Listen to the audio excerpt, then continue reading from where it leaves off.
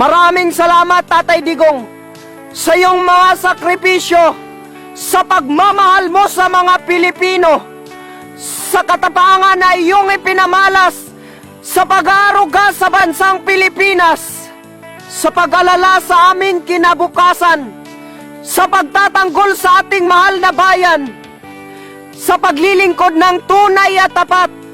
Maraming salamat po, Tatay Digong, sa lahat. Tatay Digong, binigyan mo ng pag-asa ang bayan natin na ilang dekadang tinamasa ang kahirapan dahil sa bawal na gamot, mga pamilya na nawasak at buhay na nalagot.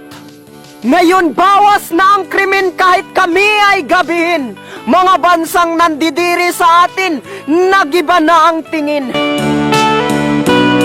Binalik mo ang dangal ng Pinas at inayos, at sa kahirapan kahit paano ay nakaraos. Salamat ay sa mga bagong paliparan, sa mga bagong tulay at kalsada na madadaanan. Iniisip mo palagi kaming mga kabataan na mabigyan ng magandang kinabukasan at pagkakataong makapagtapos ng pag-aaral at maging isang doktor na maglilingkod sa bayan. At dahil sa programa mo ay aking nasilayan, may pag-asa pala sa bansang sinilangan. Tayong lahat kay Rodrigo. Sa pag-alis mo ay labis na nakakatamlay. Buti na lang ang pumalit sa iyo ay anak ni Apulakay. Siguradong hindi masasayang ang iyong tagumpay. Hindi mo man natupad ang lahat ng iyong pinangako, pero ang laki na ng ambag mo sa pagbabago. Ikaw na nagsusumikap na linisin ang bayang ito, samantalang ang katuwang mo imbis na suportahan ka, sila pa ang humahad lang sa'yo. Mahirap talaga kapag ang kalaban ay sariling bayan mo mismo. Kaya ngayon ramdam namin ang iyong pagsakripisyo.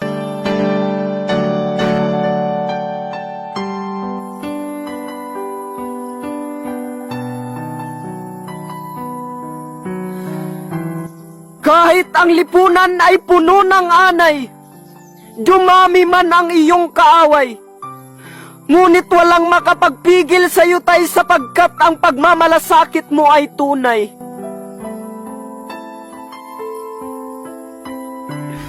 Sa pagmamalasakit mong tunay, madungisan man ang sariling kamay, gagawin, mailigtas lang ang maraming buhay. Hindi namin malilimutan ang iyong pag-alalay, kaya maaalala ka namin habang buhay.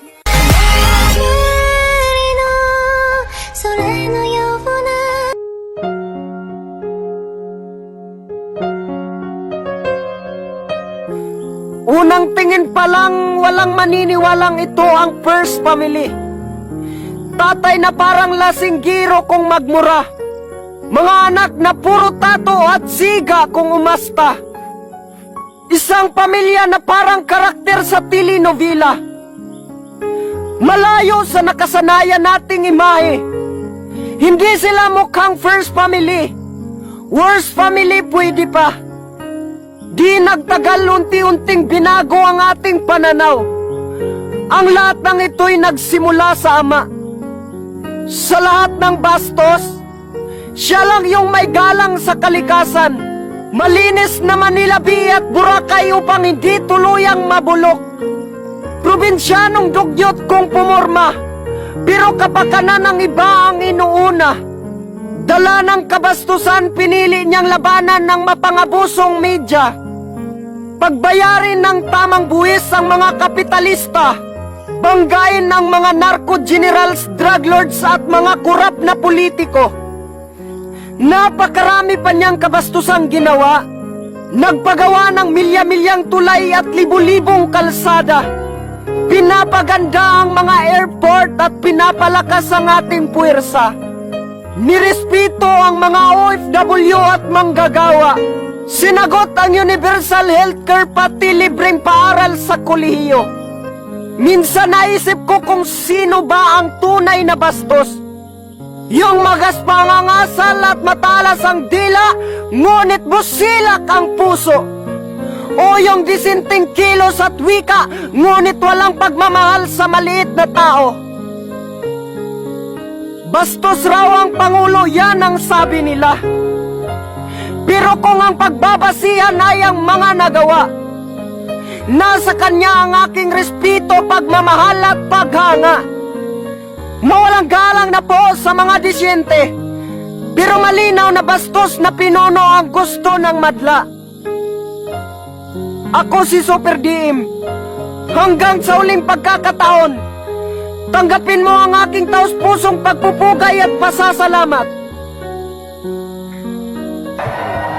Gusto lang ko makadungugog ang akong kinasing-kasing na pagpasalamat.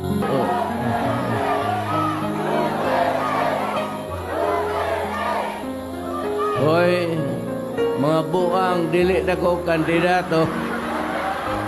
Salamat ha, daghan kaayong salamat.